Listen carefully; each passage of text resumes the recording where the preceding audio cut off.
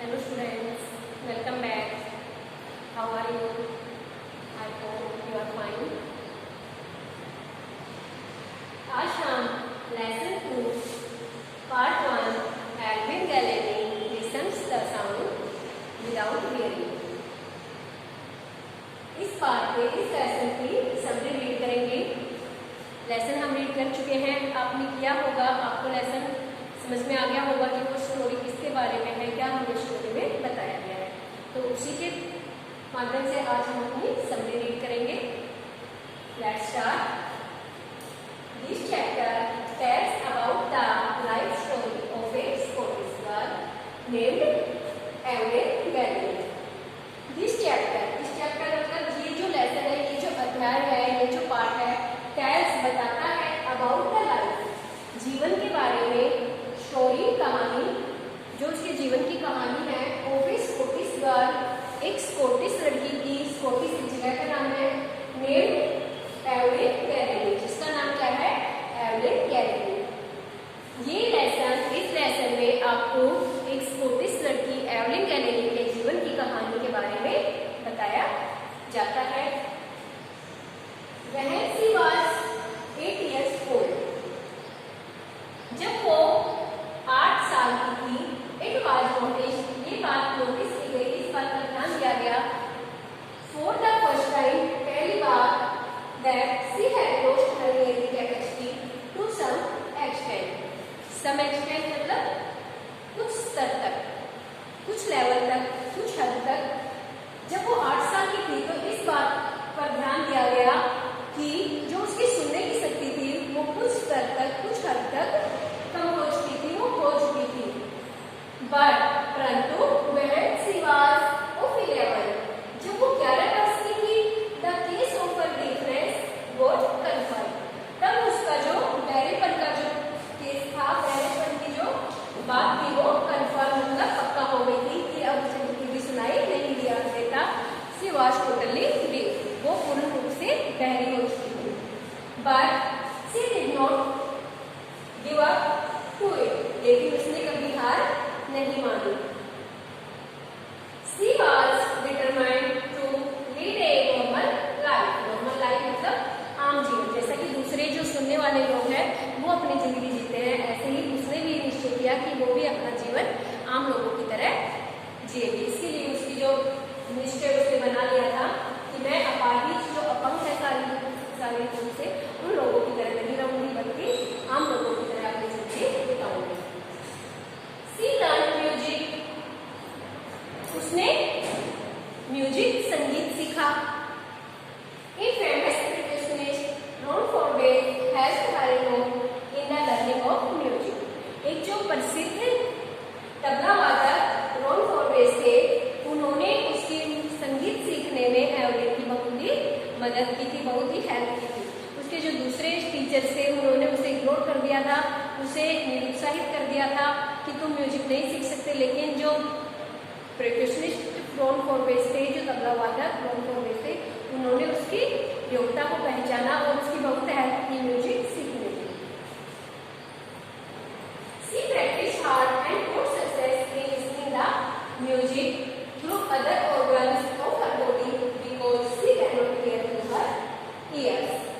क्या है देखिए, she practiced hard, उसने बहुत ही कठिन प्रैक्टिस की, and got success, और उसने कामयाबी प्राप्त की in listening, सुनने में, the music, संगीत को, through other organs of her body, उसके शरीर के दूसरे अंगों से सुनने, म्यूजिक को सुनने की उसने कामयाबी हासिल की।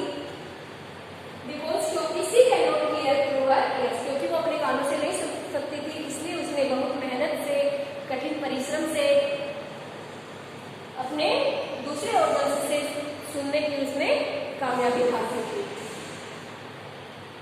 She never looked behind from that point onward, उस पॉइंट के बाद उसने कभी जिंदगी में पीछे मुड़कर नहीं देखा। जब उसने म्यूजिक को महसूस करना सीख लिया, उसने म्यूजिक सीख लिया और उसे सुनना अर्थात महसूस करना भी सीख लिया था, तो उसके बाद उसने कभी पीछे मुड़के नहीं देखा। She chose the United Kingdom with a youth orchestra, youth orchestra जो युवा वादक मंडली थी उनकी, या जो युवा ऑर्केस्ट्रा था उनके साथ वो यूनाइटेड किंगडम का भ्रमण करने गई, यात्रा की। At the age of 16, she decided to make musical life. 16 साल की उम्र में उसने निश्चय किया, उसने डिसाइड किया कि वो संगीत को, देखिए उसने संगीत को अपना जीवन बनाने का निश्चय किया। उसके बाद देखिए she gave an audition for the Royal Academy of Music. she gave an audition. Audition आपने देखा होगा कि जो भी आपकी टीवी पर डांस के जो प्रोग्राम आते हैं तो उनमें ऑडिशन दिया जाता है। ऑडिशन क्या है कि वो डांस करके दिखाते हैं, अपनी परफॉर्मेंस दिखाते हैं, तो वो एक टाइप का टेस्ट होता है। ऑडिशन क्या होता है? टेस्ट, परीक्षा। कि उसने एक ऑडिशन दिया, एक परीक्षा दी for the Royal Academy of Music, जो कि संगीत की रॉयल अकेडमी थी, उसके लिए। She scored one of the highest marks, उसमें उसने उच्चतम अंक प्राप्त किए in the history of the academy, जो कि अकेडमी के इतिहास में सबसे अधिक अंक थे। उसने अपने मेहनत से, लगन से जो उच्चतम अंक थे अकेडमी के इतिहास में हासिल किए। She had got mastery of some 1000 instruments of music, उसने लगभग हजारों जो कि संगीत के इंस्ट्रूमेंट्स थे, संगीत के म्यूजिकल जो इंस्ट्रूमेंट्स थे उनमें मास्टरी, निपुणता हासिल की। In 1991, she was presented with the Royal Philharmonic Society's prestigious Soloist of the Year Award. 1991 में उसे, जो कि रॉयल फिलहार्मोनिक सोसाइटी का जो सबसे उच्चतम श्रेणी का वह जो प्रतिष्ठित अवार्ड था, सोलोइस्ट जो एकल, उसके एकल वादक के लिए उसे सम्मानित किया गया। सी कॉल्स हर ए वर्कहोलिक, वो अपने आप को एक वर्कहोलिक क्या होता है, एक ऐसा आदमी बताती थी कि ऐसे व्यक्ति से तुलना करती थी जो कभी बिना काम के नहीं रह सकता। वो कहती है कि मुझे हमेशा कोई ना कोई काम करना रहता है, करना पड़ता है, क्योंकि मैं बिना काम किए नहीं रह सकती। वर्कहोलिक होता है जो बिना काम के नहीं रह सकता, इसलिए वो अपनी तुलना उससे करती है जो वर्कहोलिक होते हैं। Apart from the regular concerts, उसके जो रेगुलर कंसर्ट्स थे, कंसर्ट्स मतलब जो उसके रेगुलर प्रोग्राम थे संगीत के, she gives free performance in prisons and in hospitals. उसके जो दैनिक जो उसके रेगुलर थे, नियमित जो उसके प्रोग्राम थे संगीत के, उनके अलावा वो फ्री मतलब मुफ्त परफॉर्मेंस, जो उसके संगीत के प्रोग्राम होते थे उनकी मुफ्त क्लासेस देती थी इन प्रिजन्स एंड हॉस्पिटल्स। प्रिजन्स क्या होती है? जेल, और हॉस्पिटल क्या होती है? अस्पतालों में।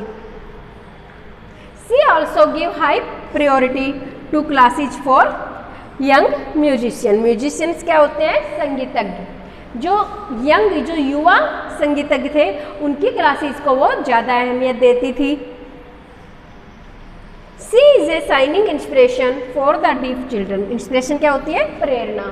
कि जो डीफ चिल्ड्रन, जो बहरे बच्चे थे, उनके लिए वो एक शानदार प्रेरणा थी। तो ये है हमारी समरी लेसन 2 पार्ट 1 की, जो कि एवलिन गैलेनी के बारे में था कि कैसे उसने अपनी कठोर मेहनत और लगन से म्यूजिक के उसमें अपना नाम सर्वाधिक ऊंचाइयों पर लेकर जाती है और बहुत से उच्चतम जो इनाम है वो हासिल करती है। और दूसरे जो बच्चे हैं, जो हैंडीकैप पर्सन हैं, उनको भी इससे शिक्षा मिलती है कि जब एल्विन गैलेनी ऐसा कुछ कर सकती है तो हम क्यों नहीं कर सकते।